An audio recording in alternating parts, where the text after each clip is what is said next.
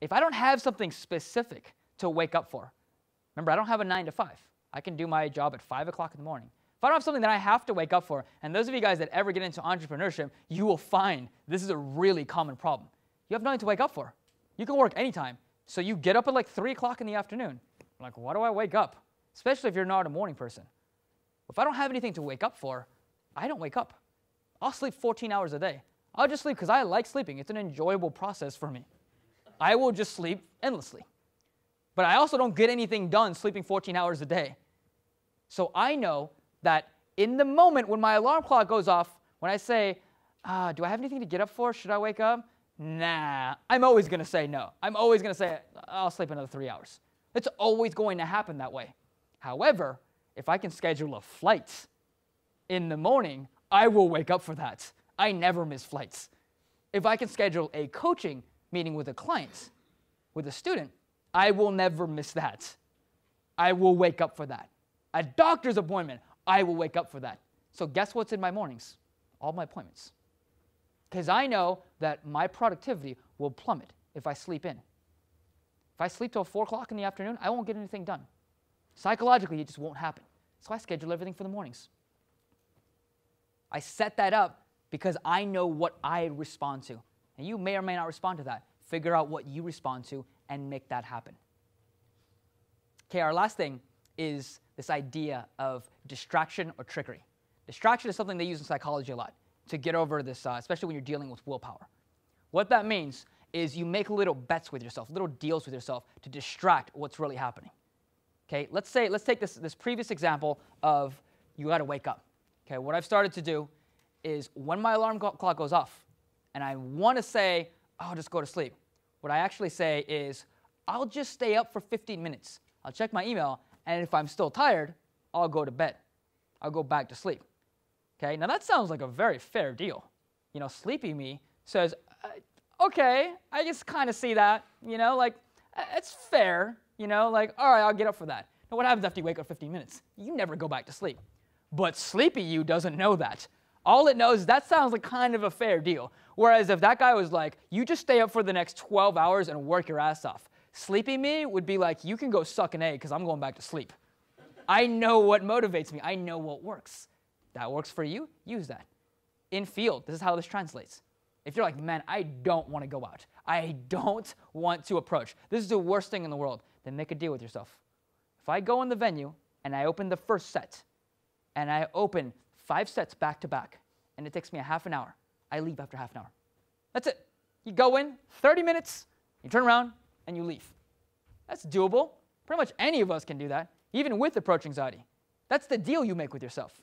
30 minutes, all it takes. Just go in, open 5 sets, and bail. You don't even have to sacrifice any time. You can go on a date after that if you need to.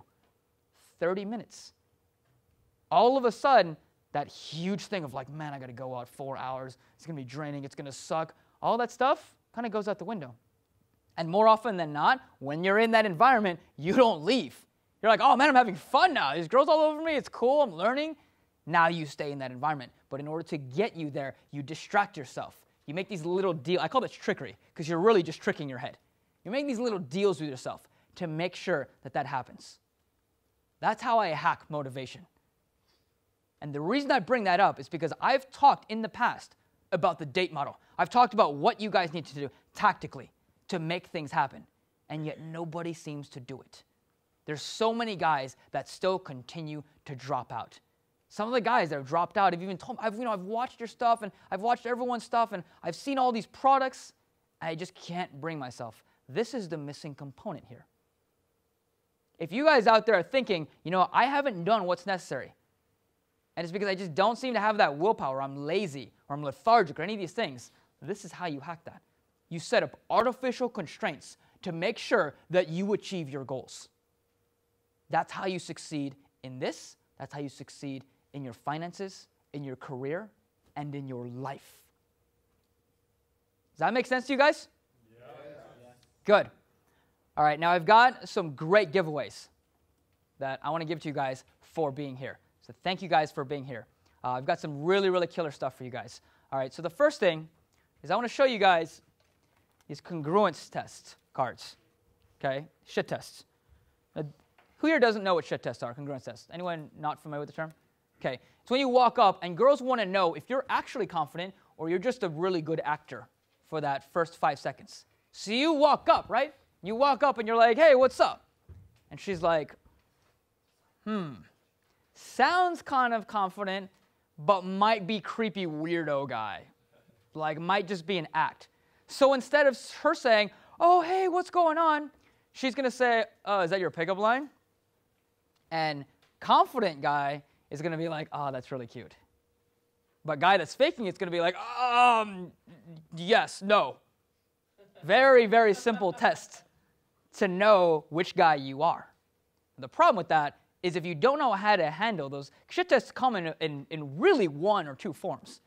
They always come in the form of something where yes is a bad answer and no is a bad answer. Remember when we were on the playground, 4th grade, and we were like, hey, John, hey, when your parents found out you were gay, did they accept you or did they shun you? It's called a double bind, right? You're screwed either way. There's no right answer to that.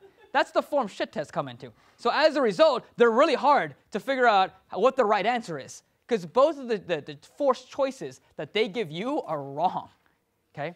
So after failing shit tests for like 2 years straight and going, I am tired of failing this over and over, I just don't know what to say. My wingman and I said, all right, we're going to write down our best responses. We're going to write down the shit test on one card and the best responses on the other one, on the other side, and we're going to drill those until we got them. And that's what I used to get over it. And as I got better, I revised those responses to get better and better and better. And what I did is I created 50 cards that has all of the common shit tests you guys are going to get in field. All those difficult questions, will you hold my drink? Oh, you think that girl is hot? How old are you? We're busy. I like your body. You wish. You say that to all the girls. Sound kind of familiar? We've all gotten something like this. If you guys have been failing that repeatedly, over and over again, that's what these are here for, okay? And on the back, you've got the answers. So if a girl says, you're not funny, you can say, your face is not funny, okay?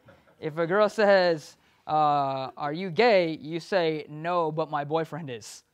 Okay, they have answers to all the common shit tests, okay? So I've got a bunch of them here, and I'm going to give away 2 of them, okay? So I'm going to have Anthony coordinate a raffle, and we're going to give away 2 of these. Anthony, do you want to do those afterward? Yeah, we'll do it at the end of your speech on the break. Great, great. So we'll give away 2 of these, okay? The other thing is, for all of you guys, this is called the infield checklist. Okay? And these are cards I've had made that I actually started out with a 3x5 index card. When I was in field, I never knew what the next step was. I never knew what to do next. I was always lost. Like, what do I do after this? What do I do next? What's the next piece of that puzzle? And so I had an index card that I used to carry around in field and have little notes on them. Sometimes I would even take them out in field. Right? Like if you're sitting down with a girl, I'm like, what's next?